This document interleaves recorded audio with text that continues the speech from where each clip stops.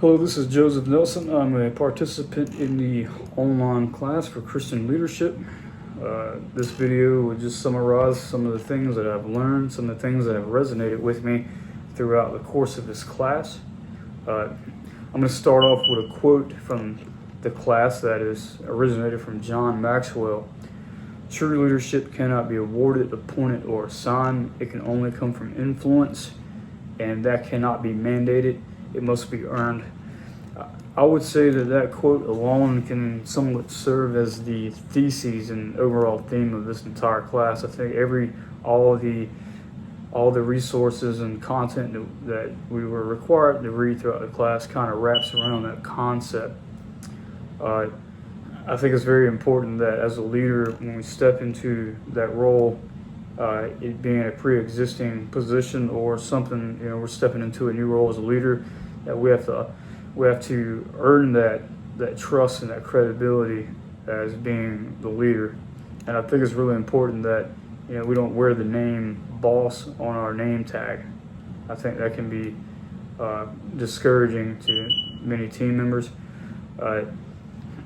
Another thing that I truly enjoyed throughout the class was reading the 5 Dysfunctions of a Team, offered by Patrick Lencioni, if I'm saying that correctly. Those kind of the 5 dysfunctions kind of represent it's more of an anti-brainstorming of what good leadership is, in my opinion. It kind of tells you, these are the 5 most common pitfalls of in management that can more or less corrupt your team. I thought that was really good. And also another thing that was taught in the video lecture offered by Patrick Lencioni was the concept of vulnerability in your management, and that kind of ties into psychological safety, and that really resonates with me, especially because I look back on a position that one time I worked in management at a Fortune 500 company, and the corporate agenda was extremely strict. And before I left there, they were writing techs up, technicians that worked for me. They were putting them on write-ups for the most simplest things. I was even forced to terminate some guys over stuff that I thought was extremely, extremely minute. And what ultimately happened is that you started having employees that were fabricating stuff, they were lying about stuff just so they were so afraid of getting fired, because people were getting fired left and right. And I think that's something that should have been adopted in that organization, is that concept of vulnerability and allowing your employees to be wrong sometimes, giving them that cushion of safety.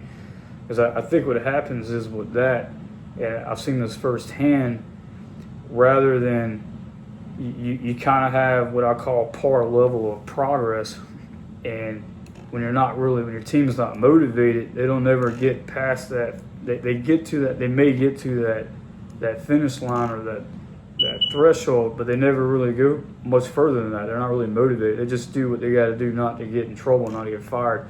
And what happens is you don't really have a good team. Your team they don't want to come to work. They call out a lot of bad consequences from that.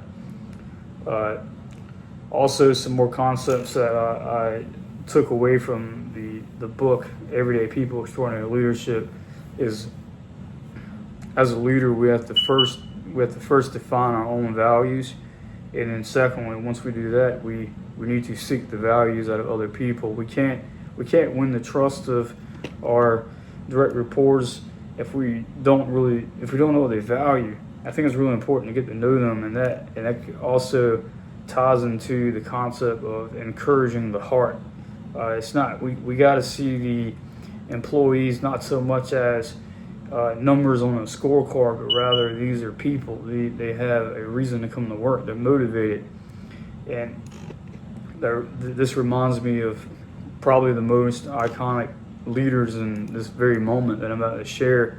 Probably the most iconic moment that I've experienced with a leader, is this gentleman I used to work for, and worked for him for about 2 or 3 years, and some organizational changes took place, and I went probably about a year or two without seeing him. And I saw him again for the first time in years, this guy. And I remember the first thing he said to me, he asked me how my sister was doing. And I took me off guard, but it took me a second to remember that the last time that I saw him, which was a couple years before, my sister was sick. And it didn't even register with me. I forgot all about that because she wasn't sick anymore.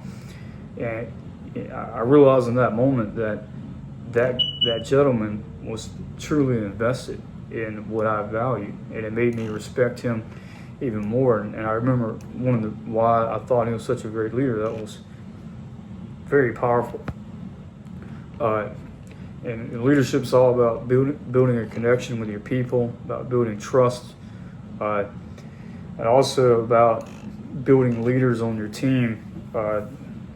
According to the book, Everyday People, Extraordinary Leadership, you're more than likely to find a leader on your team than you are anywhere else in the organization. I think that's really powerful to know managing a team, to know who has the most influence on your team, and is that influence pushing your team in a good direction or a negative direction.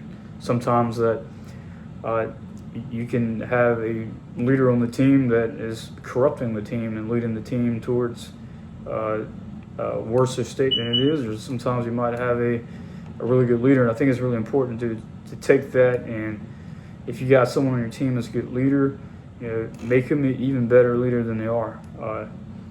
Those are the things that I learned from the class, and I enjoyed the class.